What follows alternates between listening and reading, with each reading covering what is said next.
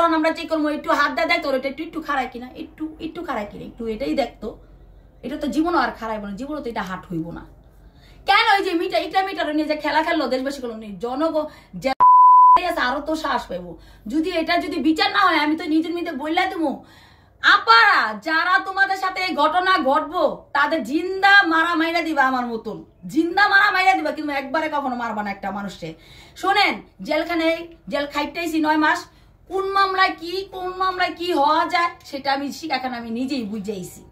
No tension, no চিন্তা। আমার জীবন তো লাশ বানাই দিছে আমার 2 সন্তানরা আমার, এই জন্য তার আমি জীবন তো। আপনি বলতেছেন আপনি আবার সংসার করবেন, কিন্তু তার তো 12টা বাজায় দিলেন। সে তো অনেক মেয়ে নিয়ে রং তামাশা করছে, আমি তো অনেক ছেলেদের নিয়ে রং তামাশা করি। আপনার 3টে বিয়ে করছেন, আপনারা তো সুখটা কম না। আমি 3টা বিয়ে করছি, আমি তো লিজিক্যাল ভাবে 1টা বছর ছেলের বাবার সাথে তো সংসার করি নাই, মেয়ের বাবার সাথে 10টা বছর সংসার করছি।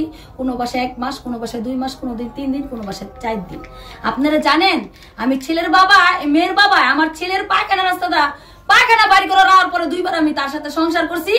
আপনারা মানে নিবেন কো তার তো টাকারি নাই।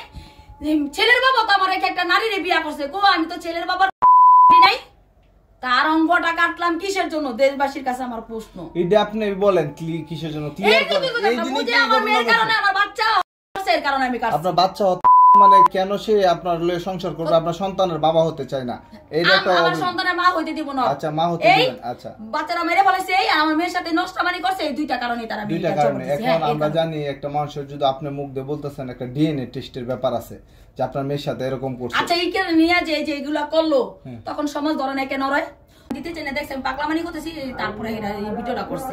অতি ফার্স্টে আমি যাই প্রেস ক্লাবে, যার কাছে আমি নিউজ দিছি, তার বাড়িটা আমার যে বন্দর ফাঁড়ির সাথে তার বাড়িটা, সেই সাংবাদিক এইটা অতি ফার্স্টে পোস্টটা দিছে। সে বলতেছে নাকি সিম ইসলাম পলি নাকি নিয়ে আইছে, উমুকে নিয়ে আইছে, কোনো বান্দিও আনে না, কোনো বান্দির জিল আনে না, কোনো কুত্তার বাচ্চারও আনে না। সেটা আমি নিজে থেকে ওটা পোস্ট দেওয়া হয়েছে। আমি কিন্তু সিমিয়া পুরো বলি না, কিন্তু বহুত মানুষ বলছে, এগুলো কিন্তু বলছে শিকার রাতে থেকে কিন্তু ওইটা আমি নিয়ে আইছি, এগুলা কিন্তু এমন কথা বলছে আমি ওইটা নিয়ে আইছি, শিকার এই ভিডিওটা আমি করে আমি ছাড়ছি।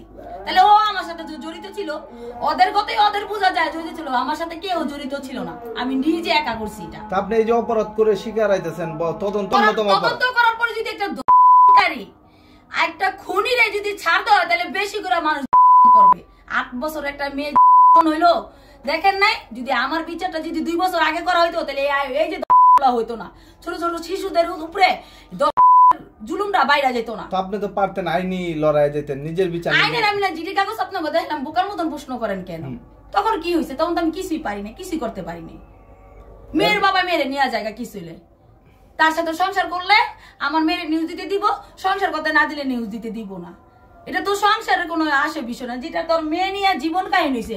যদি মেয়ে আমার কাছে নাও দেয়, সেটা আমি আদালতে আমি সেটা বুঝাই।